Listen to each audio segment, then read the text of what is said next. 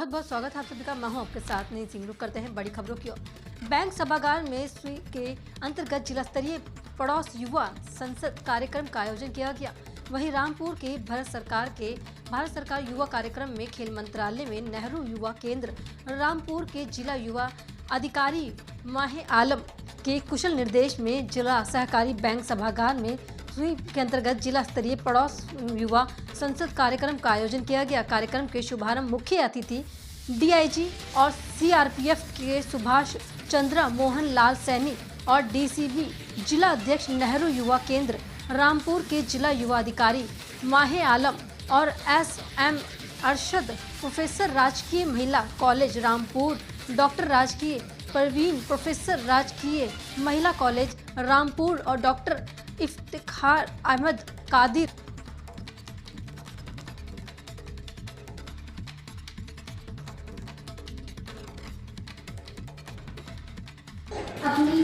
अपने पेपर में जगह देते हैं और देश दुनिया को अवगत कराते हैं। माहे आलम साहब के लिए उनके साथी ने इतना अच्छा शेर पढ़ा है कि एक शेर मुझे भी याद आ रहा है।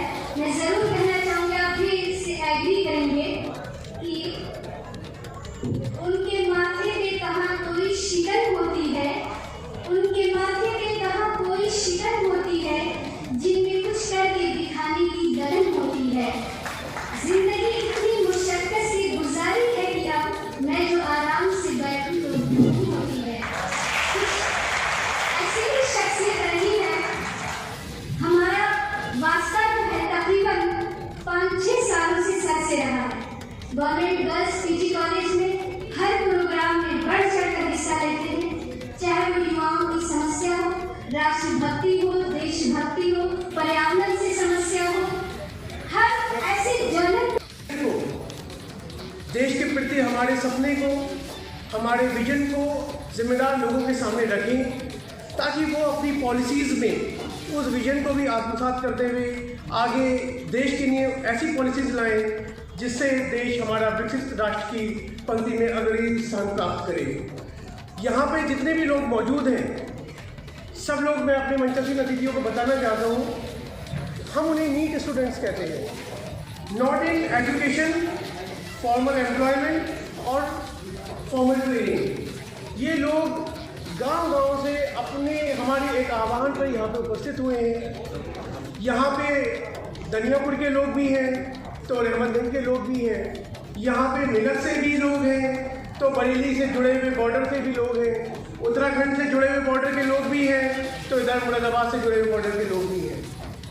आज पहली रमज़ान को जब पहला रोज़ा होता है तब भी इतने सारे लोगों का यहाँ पे उपस्थिति आप लोगों की करिश्मे को दिखाती है कि आपको सुनने के लिए वो लोग दूर से चलते हुए यहाँ पर आए हैं।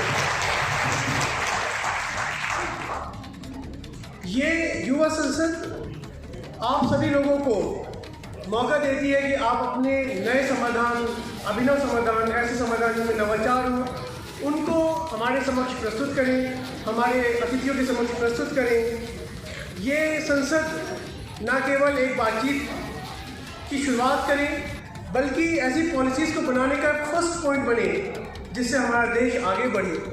आइए अपने विचारों के प्रभाव को हम बढ़ाएं, ये युवा संसद आशा की एक किरण बने और आपके युवा मस्तिष्क की एक असीम क्षमता का प्रमाण बने। इसी एक उम्मीद के साथ मैं अपनी वाणी को विराम देता हूँ। धन्यवाद। जय हिंद। और एक महत्वपूर्ण कार्यक्रम का हिस्सा बने और मेरी खुशी हमें भी है एक बहुत अहम कार्यक्रम का हिस्सा बनकर।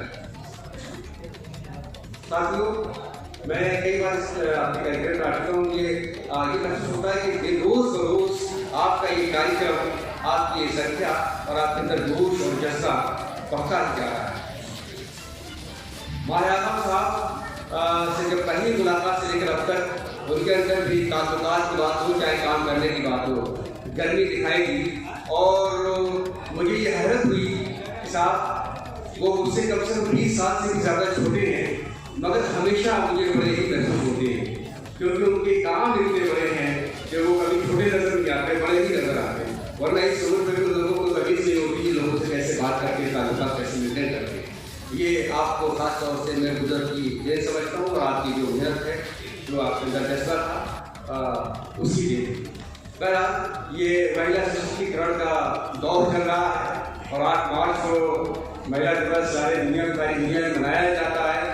मगर मैं जब इस पर गौर करता हूँ कि महिला दिवस अमेरिका में तो 1910 से शुरू हुआ, लेकिन हमारे हिंदुस्तान में, हमारे भारत में उसे सैकड़ों साल पहले राजा राम मोहन राय ने ब्रह्मो समाज का। तो पड़ोस के बारे में हम सब जानते हैं, हमारा पड़ोस कैसा होना चाहिए, पड़ोस के लिए हमारी जिम्मेदारियां क्या क्या हैं, ये भी इसका एक हिस्सा हो सकता है, शायद अगर इसका ना हो मुझे नहीं मालूम। तो हम सब युवा हैं, तो हम सब इस देश के रहने वाले हैं और हमारा देश वास्तव में गौरवशाली रहा है।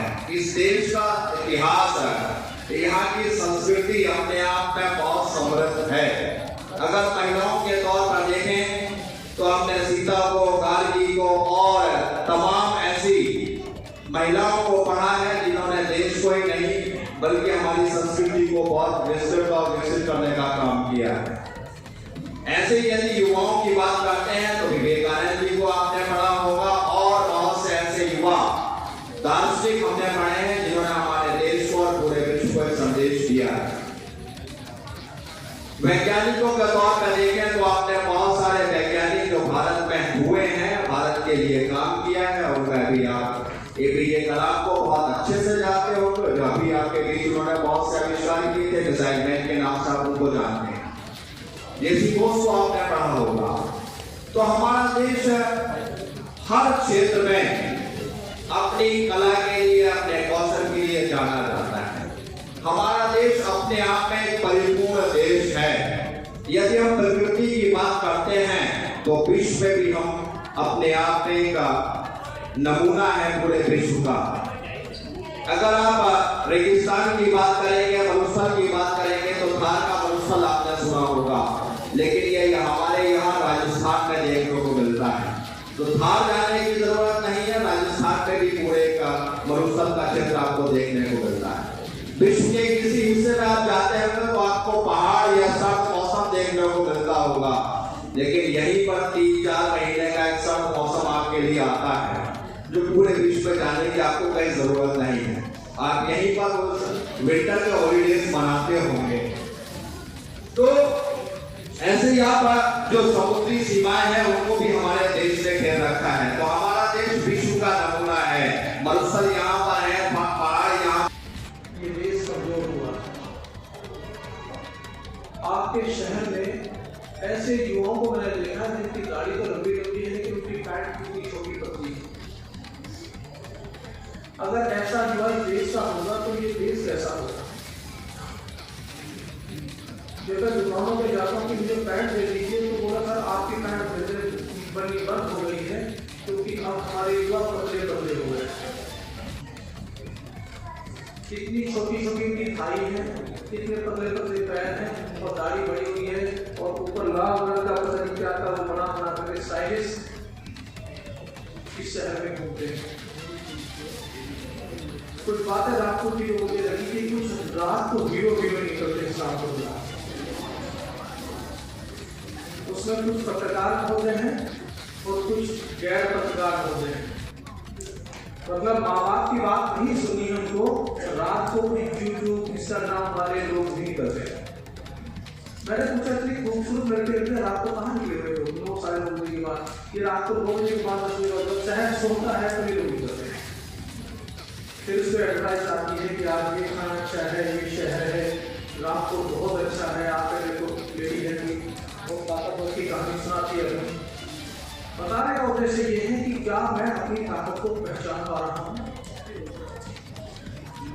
मैं अपने आप को धोखा तो नहीं दे रहा हूँ ये समझ करके कि मैं कमांडो जैसा लग रहा हूँ, क्योंकि जब वक्त आता है तब पता चलता है कि कमांडो कौन था और असली योद्धा कौन था।